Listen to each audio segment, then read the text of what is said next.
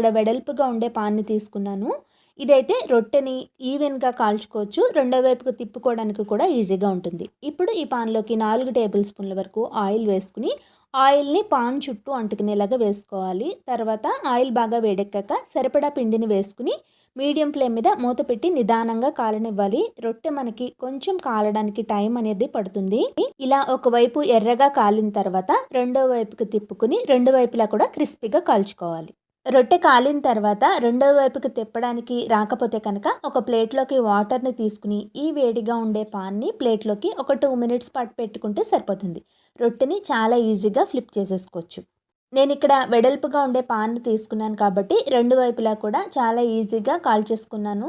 ఒకవేళ మీరు కుక్కర్లో కానీ డీప్గా ఉండే పాన్లో కానీ వేసుకుంటే రొట్టె వేసిన తర్వాత వాటర్ ఉండే గ్లాసును గనక మధ్యలో పెట్టుకుంటే మనకి ఆ స్టీమ్‌కి లోపల పిండి అంతా కూడా చక్కగా ఉడుకుతుంది.